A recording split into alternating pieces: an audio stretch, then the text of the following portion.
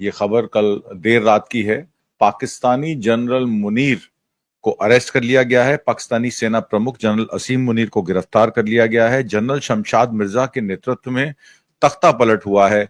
भारत और पाकिस्तान के इतिहास में कभी भी संघर्ष स्थिति में इतना जल्दी ऐसा कदम कभी नहीं उठाया गया। मुनीर पर निजी एजेंडा चलाने का आरोप है और ये माना जाता है कि मुनीर की वजह से ही इमरान खान जो है वो अरेस्ट हुए थे।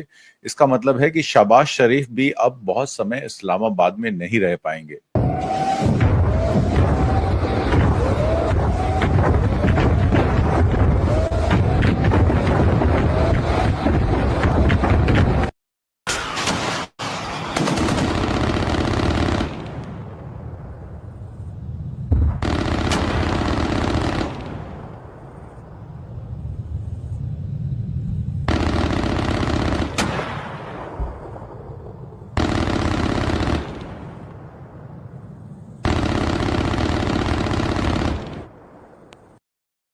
कि भारत ने पाकिस्तान का एयरबॉर्न वार्निंग एंड कंट्रोल यानी कि AWACS सिस्टम तबाह कर दिया है।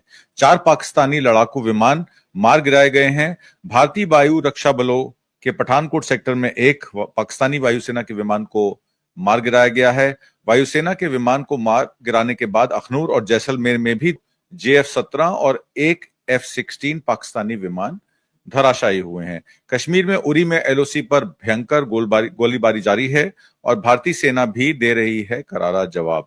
भारत ने पाकिस्तानी सेना की आसमानी आंख को किया तबाह। आखिर ये AWACS सिस्टम क्या है?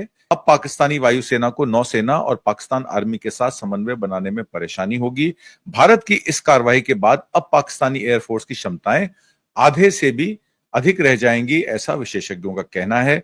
भारत ने पाकिस्तान के जिन लड़ाकू विमानों को मार गिराया उनमें से 2 JF-17 और एक F-16 शामिल है। कल देर रात पेशावर में भी एक धमाका हुआ।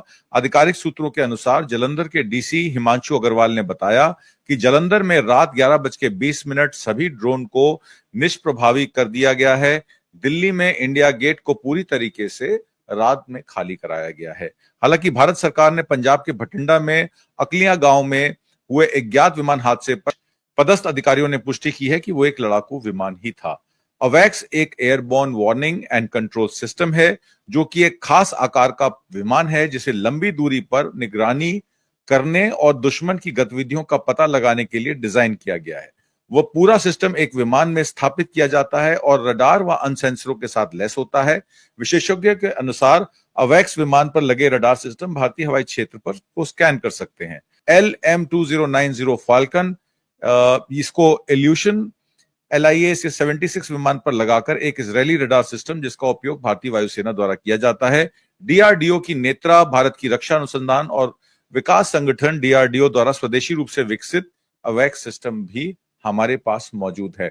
उसके पहले एक आर्मी का ट्वीट आता है, मैं आपको वो ट्वीट दिखाता हूं जिसमें वो कहते हैं कि मिलिट्री स्टेशन जो जम्मू पठानकोट उधमपुर हैं वो इंटरनेशनल बाउंड्री के पास हैं। जम्मू कश्मीर में टारगेट किया गया पाकिस्तान से मिसाइल और ड्रोन से, पर कोई नुकसान नहीं हुआ और इंडियन आर्म फोर्सेस ने SOP के तहत अपनी काइनेटिक नॉन काइनेटिक मीन से उसको न्यूट्रलाइज कर दिया है। कराची पोर्ट पर INS विक्रांत पहुंच चुका है। ये वीडियो उसका बताया जाता है पर आधिकारिक तौर पर अभी इसकी कोई पुष्टि नहीं है। कुपवाड़ा, उधमपुर, फिरोजपुर, जम्मू, पठानकोट, अमृतसर में कंप्लीट ब्लैकआउट हो गया है। मतलब यानी कि 9 बजे से लेकर रात के सुबह 5 बजे तक बिजली काट दी गई है। आतंकी शिविरों पर भारत के हमलों के बाद एक बड़ी झड़प में पाकिस्तान से लॉन्च किए गए 8 रॉकेटों ने जम्मू के कई स्थानों पर अपना निशाना बनाया। भारत ने अपनी वायु रक्षा प्रणालियों को सक्रिय कर दिया जिसने आने वाले रॉकेटों को सफलतापूर्वक रोक दिया। खुफिया एजेंसी के हवाले से खबर बीकानेर और जैसलमेर बॉर्डर की ओर मूवमेंट हो रही है। पाकिस्तान ने जैसलमेर में भी किया ड्रोन अटैक। कच्छ के भुज में पूर्ण ब्लैकआउट लागू कर दिया गया है। पाकिस्तान के एयर डिफेंस मिसाइल HQ-9 तबाह हो गए हैं। हनुमान सर्किल के पास लगातार धमाकों की आवाज आती रही। जैसलमेर पोखरण में पाकिस्तान का हमला विफल रहा, ड्रोन मारे गए। बाड़मेर श्रीगंगानगर में रेड अलर्ट, लोगों के घरों में रहने की अपील। बॉर्डर से सटे जिलों में ब्लैकआउट लगा है। मैं आपको उसका मैप दिखा देता हूं। 3 या 4 जिले जो मैं आपको बता रहा हूं जिसमें बाड़मेर है, जैसलमेर है, बीकानेर है और श्रीगंगानगर है। ये 1070 किलोमीटर का जो इंटरनेशनल बॉर्डर है इस पर तमाम ड्रोन से हमले हुए हैं, कार्रवाई हुई है, जवाबी कार्रवाई ने आर्मी ने उनको न्यूट्रलाइज कर दिया है। विदेश सचिव विक्रम मिस्त्री ने कर्नल सोफिया कुरैशी और विंग कमांडर व्योमिका सिंह के साथ पुष्टि की कि आज सुबह भारतीय सशस्त्र बलों ने पाकिस्तान के कई स्थानों पर वायु रक्षा रडार और प्रणालियों को निशाना बनाया। भारतीय प्रतिक्रिया पाकिस्तान में समान तीव्रता के साथ उसी क्षेत्र में रही है। यह विश्वसनीय रूप से पता चल रहा है कि लाहौर में एक वायु रक्षा प्रणाली को बेअसर कर दिया गया है, जो अवैक सिस्टम की मैंने आपसे बात की।